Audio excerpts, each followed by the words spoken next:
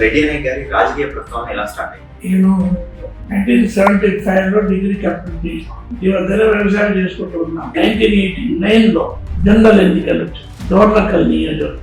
అప్పుడున్న ఎమ్మెల్యే గారు ఎంపీగా పోయినారు. ఆయన పేరు ఇప్పుడు వద్దు. స్పష్టంగా చెప్పాలంటే చాలా పెద్ద ఉపఘాతం అవుతుంది కానీ షార్ట్గా చెప్తాం. మా ఆపోనెంట్ ఉండే ఒక ఆయన నరేష్ రెడ్డి గారు అని తనకి పేరును తనకు ఉండే నరేష్ రెడ్డి పేరు నంబర్ 1 పెట్టి నంబర్ 2 నా పేరు పెట్టి ఆయన పేరు. నేను నరేష్ రెడ్డి ఇద్దరు సురేంద్ర రెడ్డి గారు పనిచేస్తున్నాం.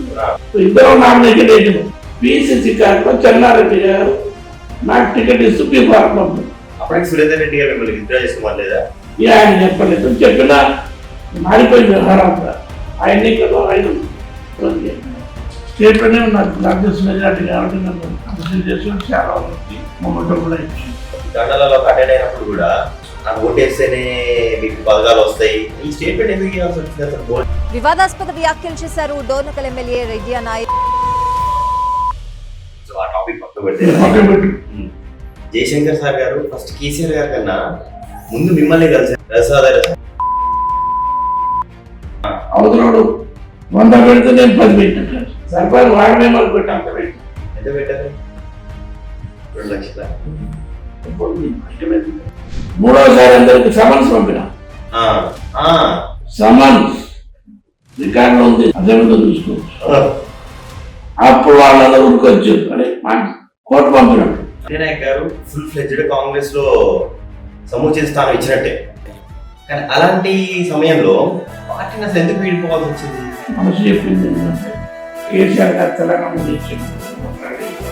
ఏ పల్లె పిల్లాడో ఏ తల్లి బిడ్డాడో అయ్య కడుపు సల్లగుండా రాజము తెచ్చాడో ఎన్ని గడపలు దొక్కాడో ఎన్ని బాధల పడ్డాడో 60 ఏళ్ళ కాల్ చేశారు మీకు టీఆర్ఎస్ నుంచి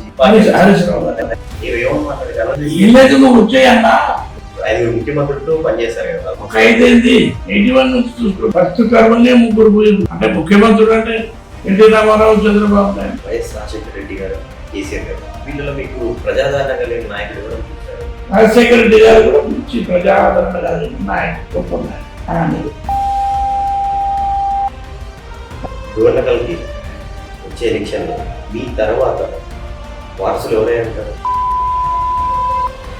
గెలిచిన రామచంద్ర నాయక్ గారు, ఆయన గురించి వాళ్ళు చెప్పాలి. ఆయన గురించి మాట్లాడకపోతే ఇదే పోడ్కాస్ట్ అంటే నాతో రామచంద్ర నాయక్ గారు చేసినప్పుడు మీ గురించి కొన్ని వ్యాఖ్యలు చేశారు. ఆయన చేస్తే ఏమైంది నాకు ప్రజల తర్వాత నా గురించి complete knows about Reddy Nayak. ఇంకా ఎలా ఉంటుంది రెడ్డి నాయక్ వ్యక్తిత్వం ఎలా ఉంటుంది? నార్మల్ గా నా లైఫ్ ఇంతే. మంత్రి అయినా ఇంతనే ఉంటా, ఓడిపోయినా ఇంతే ఉంటా. ఓకే,